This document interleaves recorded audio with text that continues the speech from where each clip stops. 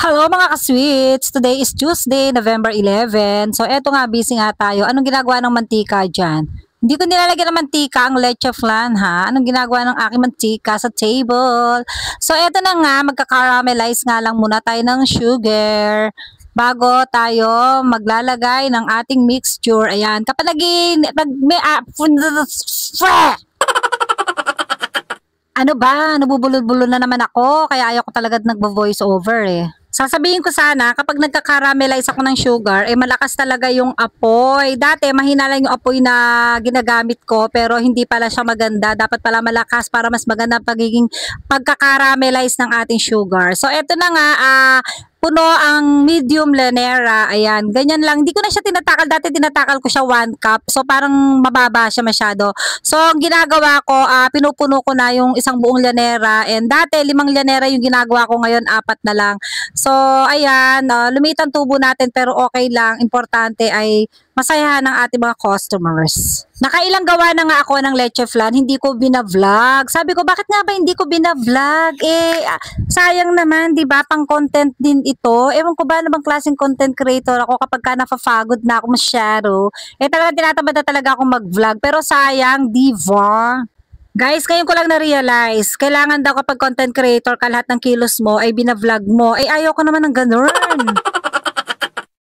May mga nagre-request pa nga dyan ng a day daw, a day in my life. Ano ba yung a day in my life? Ano nga ba ang aking mga ginagawa sa araw-araw? Wala naman akong ginagawa sa araw-araw kundi mag-vlog. Pagkagising, magpipicture ako.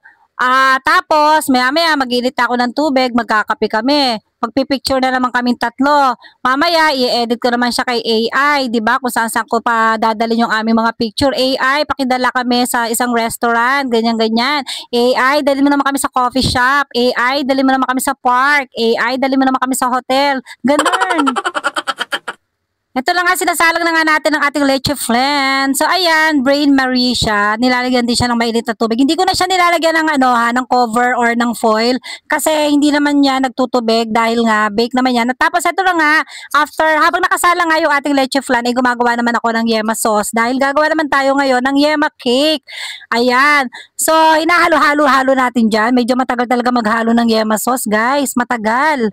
Napagod nga ako dyan, nahilo nga ako, sumama ang aking pakiramdam. So, ito na nga, tapos na nga ang ating yema sauce dyan. At sinasala ko yan para pinong-pino. Makinis talaga siya kapag in-apply natin siya sa ating yema cake. Good luck sa manonood ng ating video ha. Sobrang haba, pasensya na kayo ha. Pero kung kaya nyo naman tapusin nyo na. Pero kung naboboring na kayo, edi i-cut nyo na, kayo nang bahala. Konsensya nyo na yan.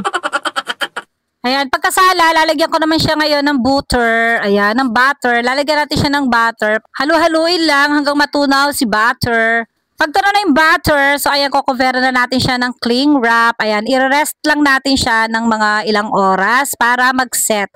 So ayun lang, that's all for today's video. Naway nag-enjoy kayo sa ating video for today. Bye-bye!